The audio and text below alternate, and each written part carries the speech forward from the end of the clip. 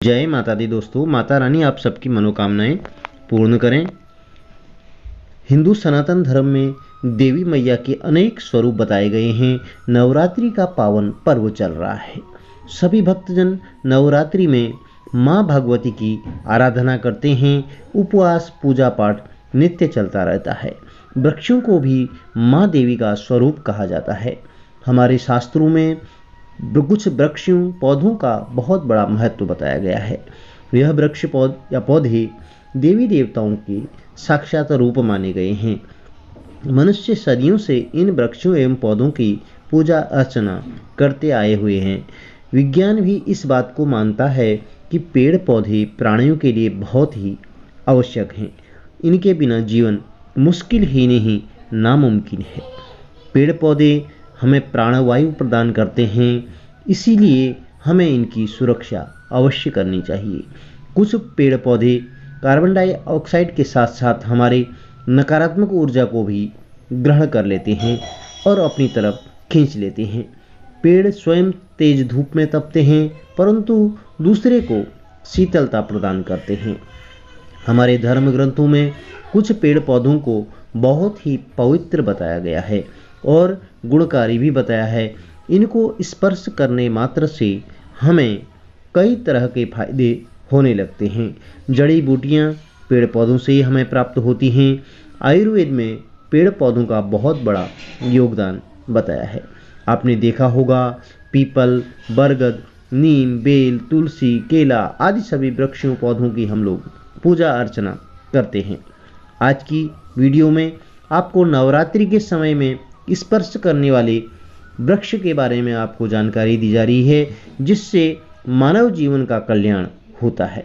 यदि आप इस पौधे को छू लेते हैं तो आपके जीवन में आने वाली परेशानियों का अंत जरूर हो जाता है। नवरात्रि का समय बहुत ही शक्तिदायी माना जाता है।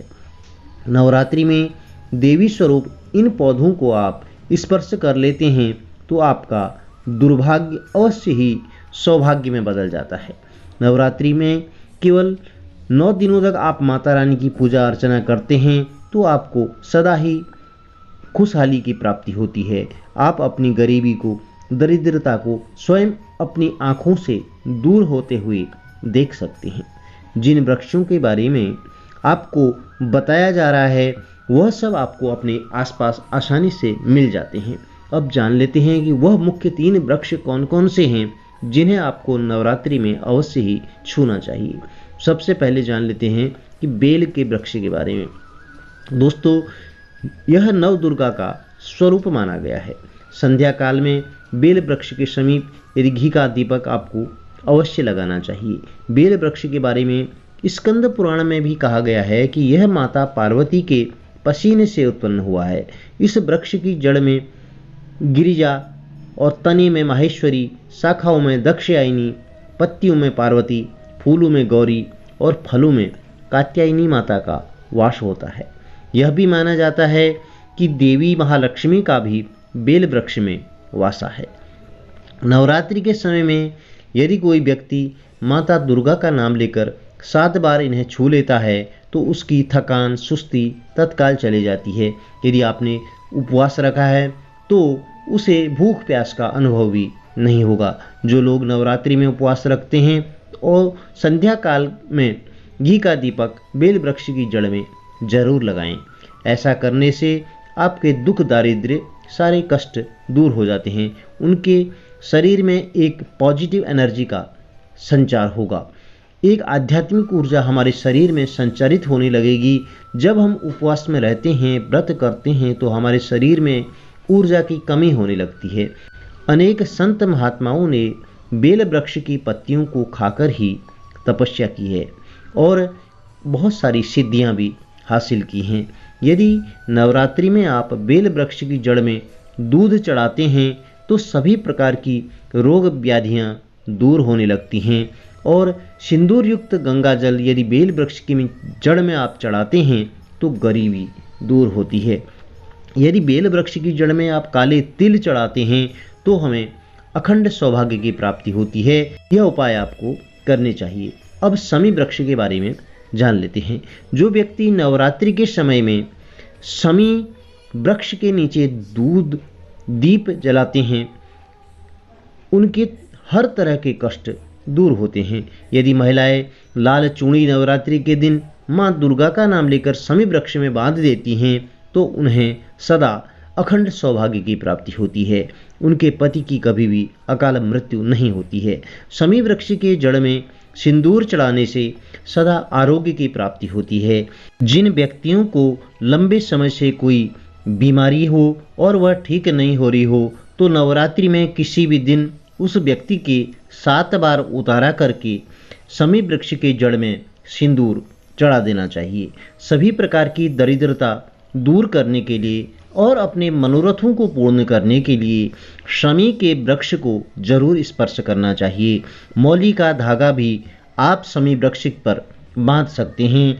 इसे बांधने से माता रानी आजीवन आपके साथ रहती हैं। तीसरा वृक्ष है दोस्तों पारिजात का वृक्ष। इसे हर श्रृंगार के रूप में भी जाना जाता है। इसमें बहुत ही सुंदर और सुगंधित फूल आते हैं।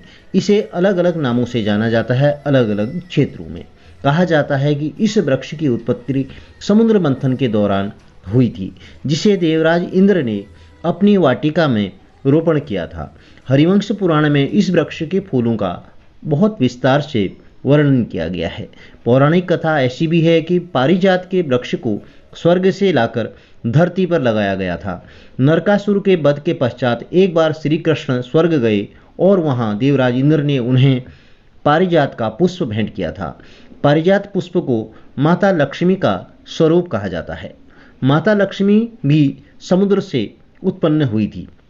ऐसा माना जाता है कि जब किसी व्यक्ति को बहुत ज़्यादा कष्ट हो, पीड़ा हो और घर में दरिद्रता प्रवेश कर रही हो तो नवरात्रि में किसी भी दिन पारिजात के वृक्ष को स्पर्श अवश्य कर लेना चाहिए। इस वृक्ष के नीचे नवरात्रि में घी का दीपक लगाना चाहिए, जिससे आपकी सभी प्रकार की मनोकामनाएं पूर्ण होंगी। पारिजात के पुष्पों की सुगंध आपके जीवन से तनाव हटाकर खुशियां ही खुशियां भरने की ताकत रखती है।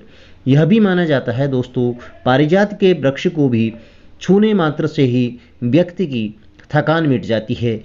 अगर आपकी कोई मनोकामना अधूरी रह गई हो तो आप नवरात्रि के दौरान मात्र इन तीनों वृक्षों को स्पर्श कर सकते हैं। आपकी मनोकामनाएं माता रानी जरूर पूर्ण करेंगी। आपके मनोरथ सिद्ध होंगे, कार्य आपके जरूर सफल होंगे। यदि वीडियो में दी गई जानकारी आपके लाभप्रद रही हो तो चैनल को लाइक, शेयर और सब्सक्राइब जरूर करें।